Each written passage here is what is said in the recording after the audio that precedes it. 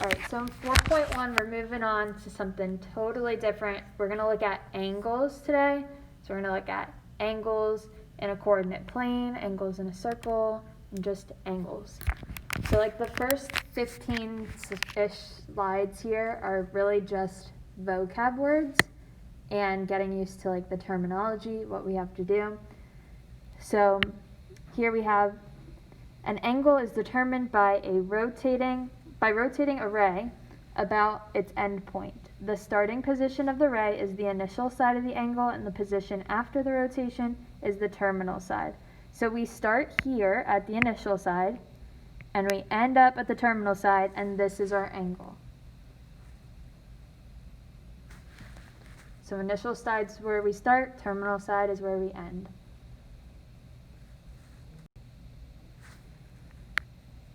The endpoint of the ray is the vertex of the angle. This perception of an angle fits a coordinate system in which the origin is the vertex and the initial side coincides with the positive x-axis. So this is always going to be our initial side. We always start at this positive x-axis here.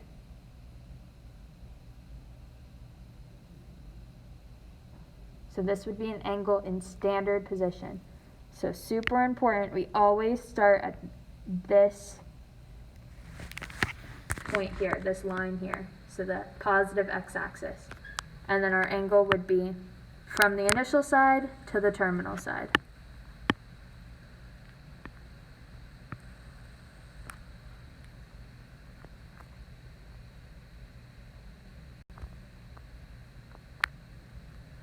Positive angles are generated by clockwise rotation, and positive angles are counterclockwise, so we're going to the left.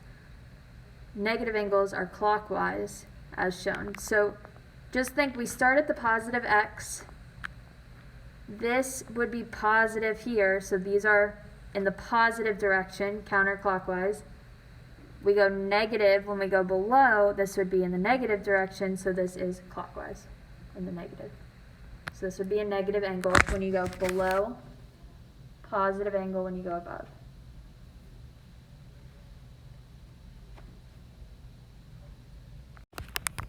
Angles are labeled with Greek letters such as alpha, beta, and theta. We see theta a lot in these, so theta will show up often, as well as uppercase letters such as A, B, and C.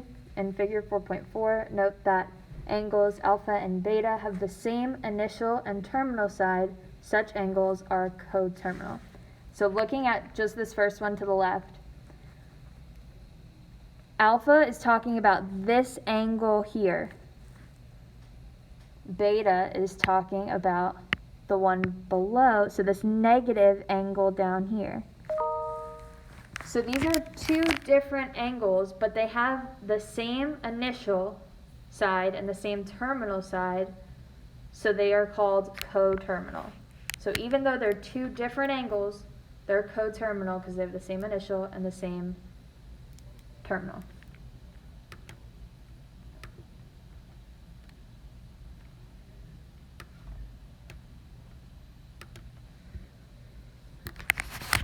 Same with the second one here. In the positive direction, we have alpha. In the negative direction, we go, well, actually this is the positive direction, but we go around and a little bit more. So these two angles are different angles. We see this one is only just this little nugget of an angle, so the red one would just be here. The blue one, we go around and then to there. So again, these are coterminal because they have the same initial, same terminal, even though they're different angles.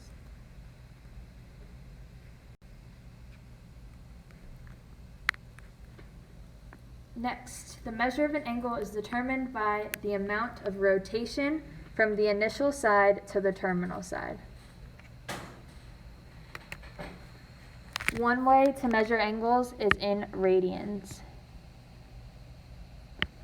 This type of measure is especially useful in calculus. To define a radian, you can use a central angle of a circle whose vertex is the center of the circle as shown in 4.5. So here our arc length is S. So we measure the arc length as S. Theta is talking about the angle. And then this would be 1 radian. So radian would also be talking about the angle.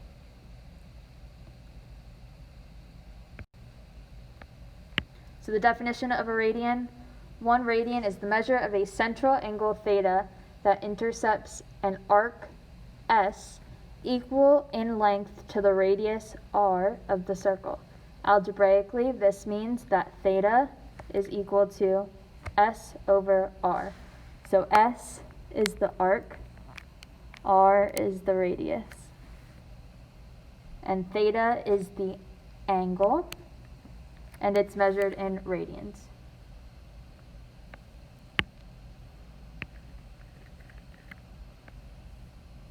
Because the circumference of a circle is 2 pi r units, it follows that a central angle of 1 full rotation counterclockwise corresponds to an arc length of S is equal to 2 pi r. Like I said, a lot of this is vocab, and it'll make more sense when we put it into examples. So we're just going to get through these slides now, and then we'll look at some examples of applying these. But this formula here is important.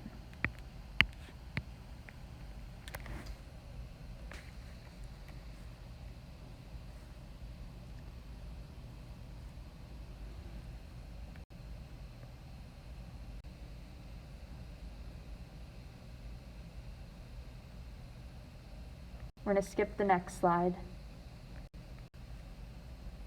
One thing, I don't know if we skipped it on a slide or we just haven't gotten to it yet, but 1 full circle, so from here to here, 1 full rotation is 2 pi radians. So 1 full rotation is 2 pi radians.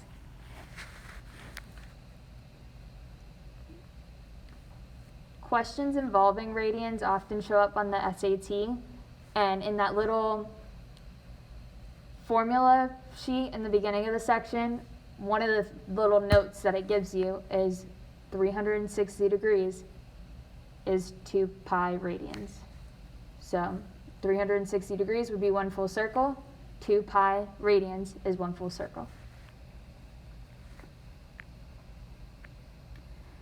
So recall that the 4 quadrants in a coordinate system are numbered 1, 2, 3, and 4. So we start with quadrant 1, which would be the positive x and positive y, and then we go in the counterclockwise direction to do positive 2, or to do quadrant 2, quadrant 3, and quadrant 4.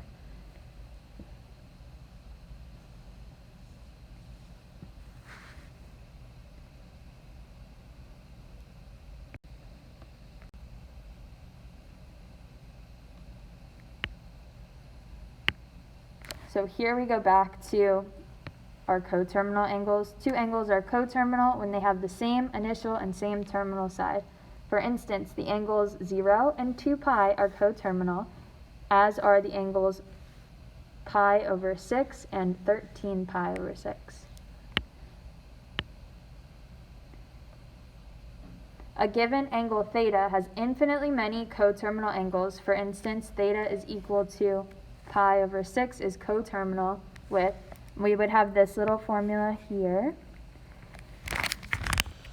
If we have an angle, so pi over 6 would be in our first quadrant. So it would be about here. This is our pi over 6 angle. We have our initial side and then our terminal side.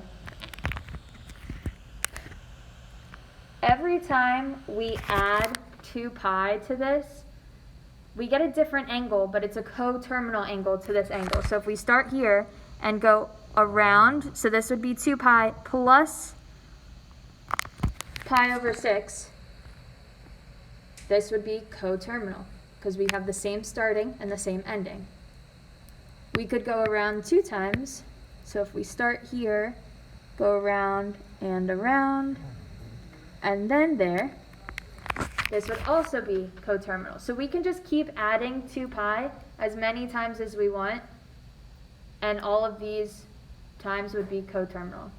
So the first one was the green one, so we had pi over 6 plus 2 pi. The second one was the yellow one, so we had pi over 6 plus 2 pi times 2, because we went around twice, so this would be 4 pi. And all of these are coterminal.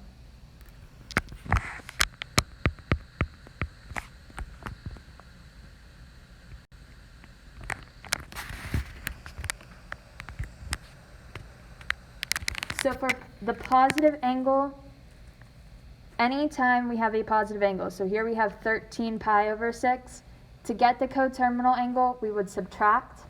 Anytime we have a negative angle to start off with, we would add 2 pi.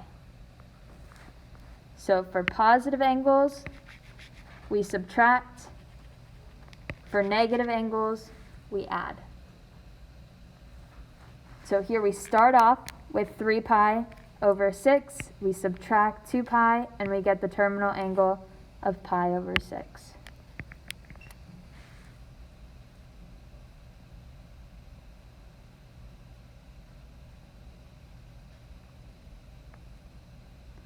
The next example is done for us again. So here we have a positive starting angle, 3 pi over 4. So we would subtract 2 pi to get its terminal angle. We can practice this one. So we have 3 pi over 4. How would we subtract 2 pi here? What do we need to do in order to subtract these two?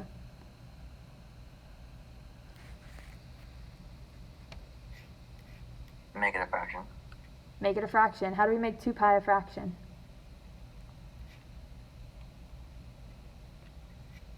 Could you do 2 pi over 1? 2 pi over 1. But what do we need to combine our fractions here? You times it by 2 on the bottom, right? You get to like get the least common denominator. What would be our least common denominator? 4. 4. So we have to multiply the top and bottom by 4. So this is 3 pi over 4 minus 8 pi over 4. So what would this give us?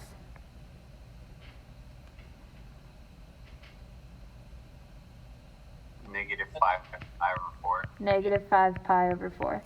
So just like when we were combining like terms with variables, for 3 pi minus 8 pi, so the numerators here, we just leave pi the same and just combine our coefficients. So 3 minus 8 would be negative 5.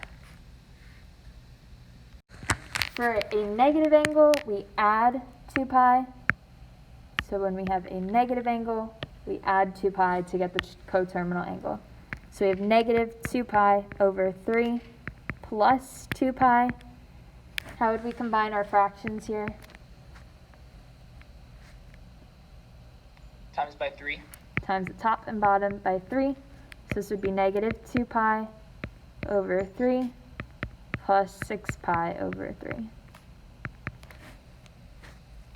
So what would we get? 4 pi over 3. 4 pi over 3. So 4 pi over 3 and negative 2 pi over 3 are coterminal angles.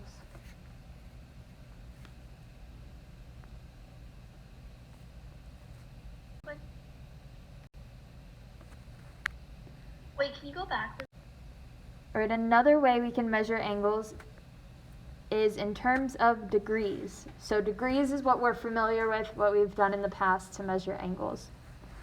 So we denote degrees by the little degree symbol.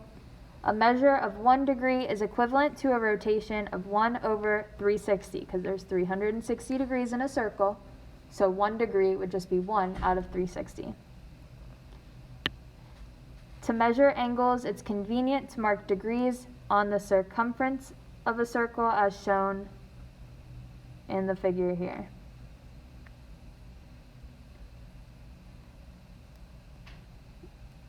So here we're talking about this angle, theta, but this would be how many degrees here?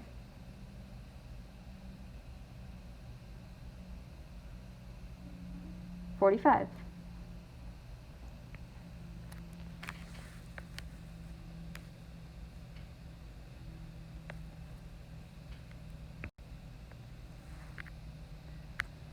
So a full revolution counterclockwise corresponds to 360 degrees. Half a revolution would just be half of the circle, so 180.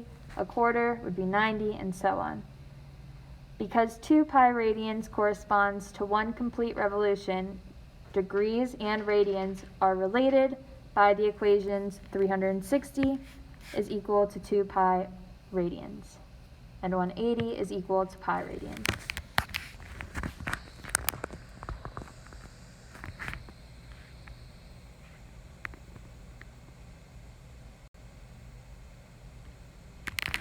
On this slide, we learn how to convert from degrees to radians and from radians to degrees.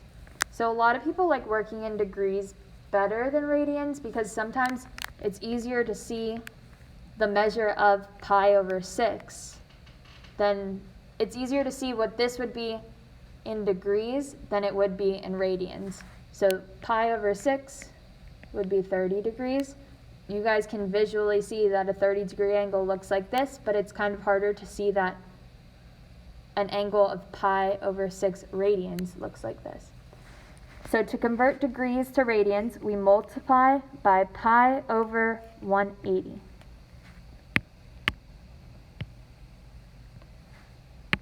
And to convert radians to degrees, we multiply 180 over pi.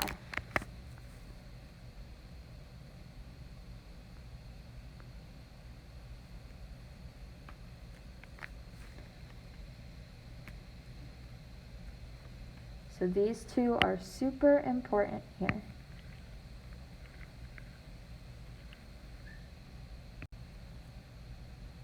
Here's some examples of radians and degrees.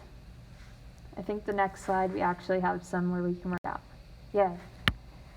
So we need to convert from degrees to radians.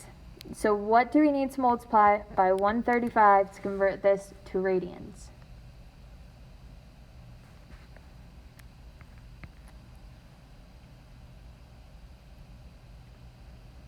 Go back to 2 slides ago. To go from pi radians over 180. Pi over 180. Perfect. Yeah. So this would be 135 pi over 180. And from here we just simplify. So we know that a 5 goes into the top and the bottom, so we can divide both by 5. So this would be 17 pi over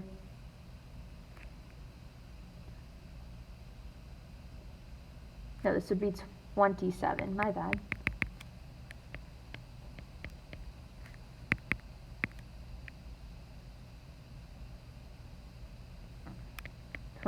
pi over 336. I did that in my head and it's been a really long day, so. Everybody agrees? So we just divided the top and the bottom by 5 to simplify.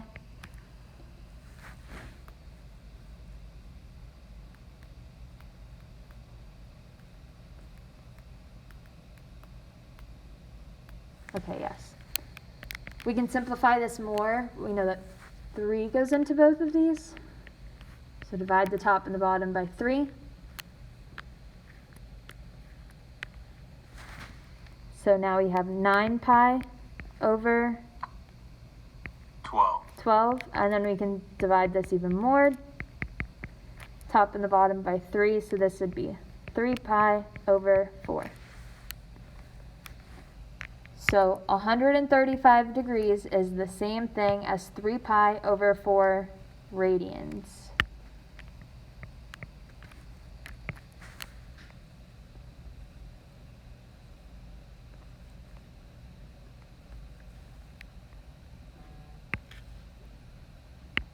for part B, we're doing the same thing. So we're converting 540 degrees to radians.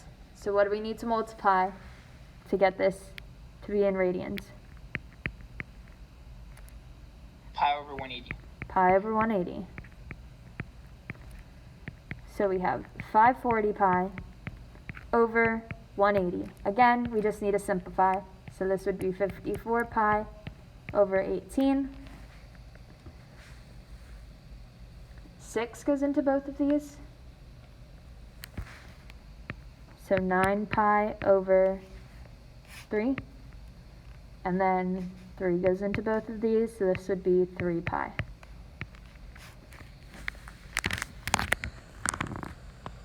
You could just divide 540 by 180, and that would have given us 3. So 3 pi radians.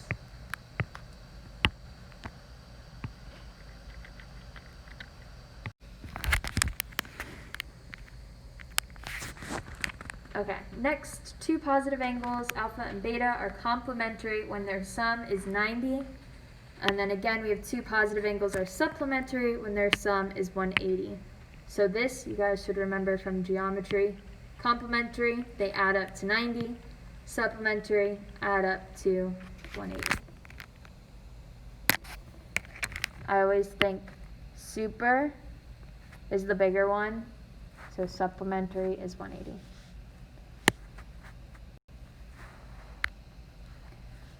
So if possible, find the complement and supplement of each angle.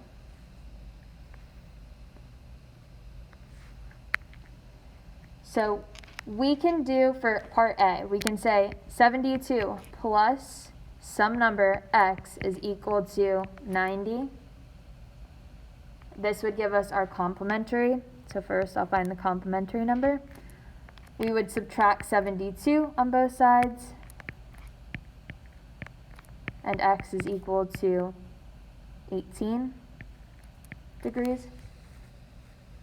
You could also just say that 90 minus 72 would give you your complementary angle.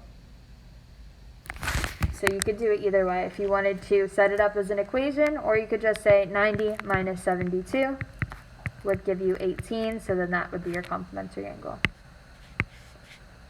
For our supplementary angle, we do it the same way, but instead of 90, we have 180. So we could say 180 minus 72 is equal to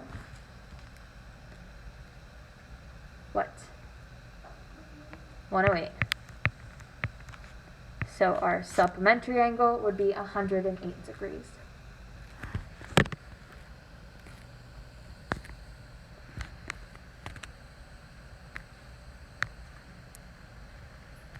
For B, do we have a complementary angle here?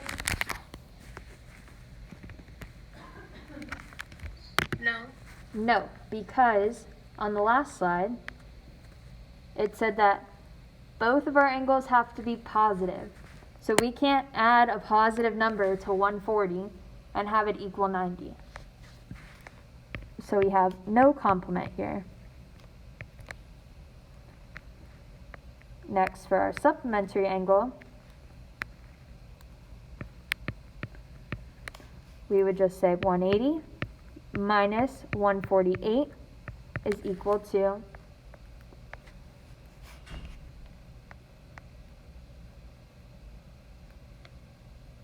32.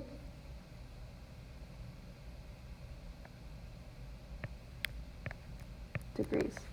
So our supplementary angle would be 32 degrees.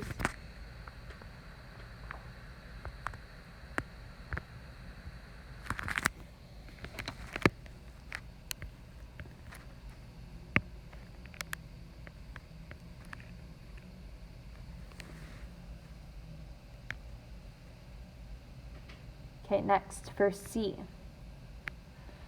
So C is in radians. So what do you think we have to do here to find the complement in radians?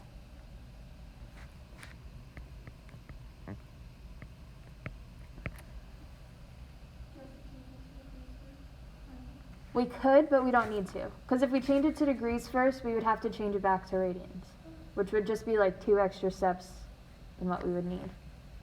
What is 90 degrees in radians?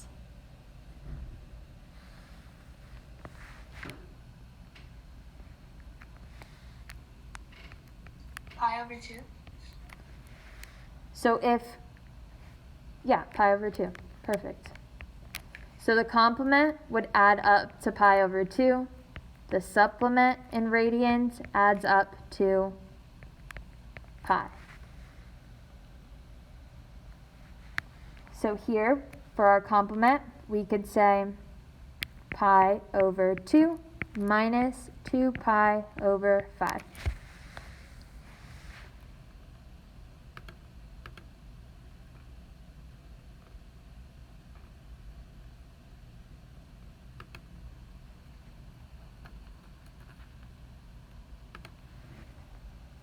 So we need to change our denominators. What can we multiply by our first fraction? 5. 5. So then this would be 5 pi over 10. And the second one, we would have to multiply it by 2. So minus 4 pi over 10. 5 pi minus 4 pi would just be pi over 10. So our complement is pi over 10.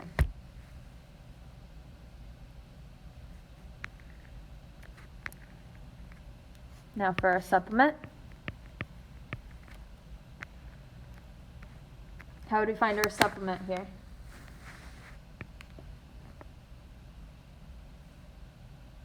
You want to convert it to radians? It's in radians. I mean, no, degrees. So like I said, we could convert it to degrees if we wanted to, but it would just be an extra 2 steps that we don't really need. Because if we change it to degrees, we would have to change it back into radians. What is 180 degrees in radians? Pi. Pi. So we would just say pi minus 2 pi over 5.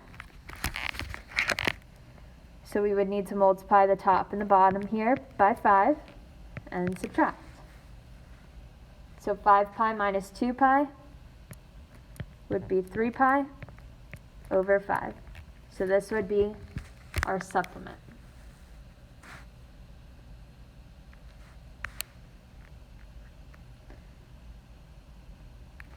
All right, and then lastly for D, how do we find our complementary angle here? What do we need to do?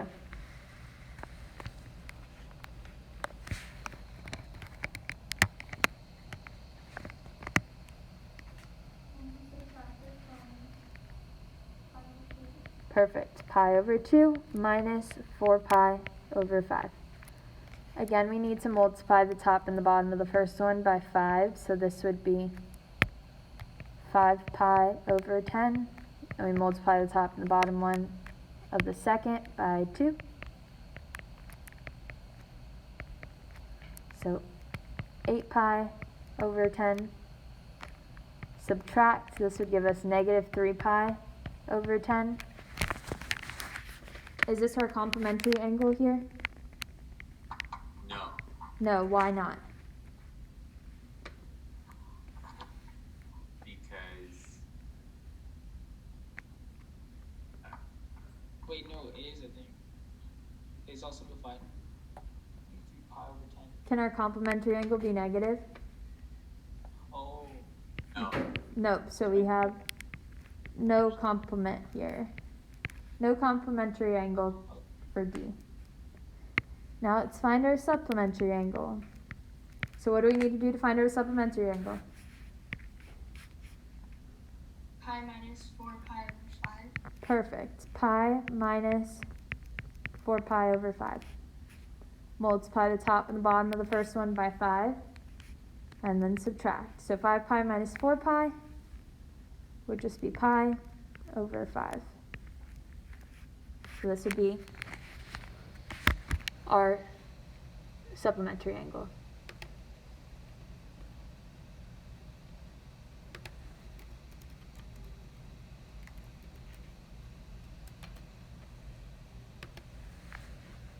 All right, any questions here?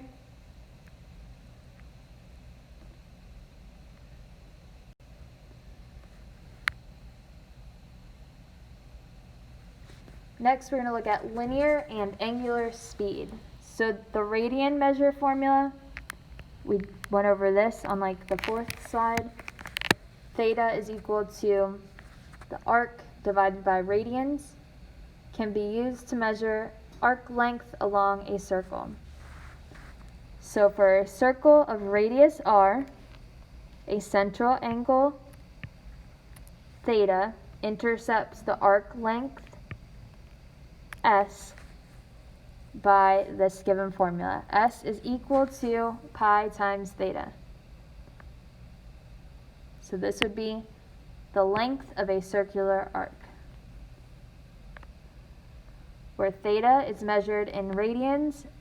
Note that if radians equal to 1, then S is equal to theta. And the radian measure of theta equals the arc length.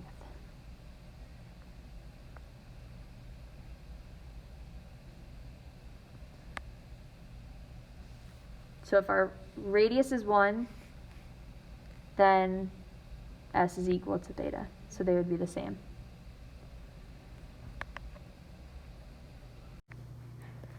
Okay, so for example 5, a circle has a radius of 4 inches. Find the length of the arc intercepted by a central angle of 240 degrees as shown in the figure. So first thing we need to do is change from degrees to radians. So we multiply 240 by pi over 180. So we have 240 pi over 180, and then we just need to simplify. The zeros cancel out. And then we have 24 pi over 18. We know 3 goes into both of these. 6 goes into both of them, actually. So we have 6 times 4, which would be 4 pi on the top, and then 6 times 3, so this would be over 3. So 240 degrees is the same thing as saying 4 pi over 3 radians. Next, we need to find the length of the arc. So our arc length formula is S is equal to the radius times theta. So S is the arc length that we're trying to find. Our radius is given to us, which is 4. And theta is 4 pi over 3. So we would just multiply these two together. So we would get 16 pi over 3. And then we can just put this into our calculator if it asks for the decimal answer. But 16 pi over 3 would be our exact answer. Okay, we have 2 more formulas here. Consider a particle moving at a constant speed along a circular arc of radius r. If S is the length of the arc traveled at time t, then the linear speed of the particle is this equation. So we have our linear speed is equal to the arc length, which is S, divided by t. What is S equal to? The arc length. Yes, it's the arc length, but what else? What's the formula for S? R times theta. R times theta. So if theta is the angle in radian measures corresponding to the arc length S, then the angular speed of the particle is theta over t. Linear speed measures how fast the particle moves, and angular speed measures how fast the angle changes. So we got 2 different formulas going on here.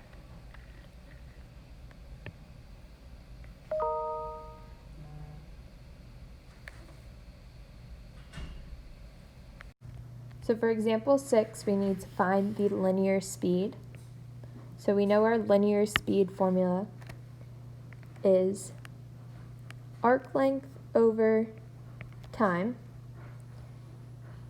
which arc length is radius times theta over time. So we need our radius, theta, and time to find the linear speed here. So it gives us our radius, which is 10.2 centimeters. So now we need to find theta, which is our central angle, and time. So before we get into this problem any further, one thing I wanted to point out, a lot of these questions that deal with linear speed are involving clocks, just because clocks have second hands and minute hands, so it's easy to see it in a clock. So I'm going to give 4 examples here. So these aren't my 4 clocks. If we have just this part of the clock shaded, this would be 1/4 or a quarter. It would also have a 90-degree central angle, which 90 degrees corresponds to pi over 2. And then in time, this would be 15 seconds of a clock, or 15 minutes, but we can just say 15 seconds.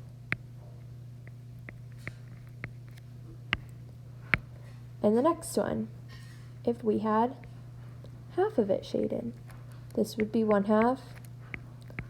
We could say half. This would have a central angle of 180 degrees, or pi radians, and this would be 30 seconds. Next, if we had 3/4 of it shaded, this would be 3/4 or 3/4. It would be 270 degrees, or 3 pi over 2 radians, and then this would be 45 seconds. And then if we had the full rotation of the clock, so the whole thing, this would be a full rotation. It would be 360 degrees, which would be 2 pi radians, or 60 seconds. So going back to our example here, we have a full rotation that we're looking at. So theta would be 2 pi, because our theta has to be in radians. So we would have 10.2, which would be our r. Theta would be 2 pi. And time would be 60 seconds. So then we would just multiply all of this in our calculator, and that would give us our linear speed.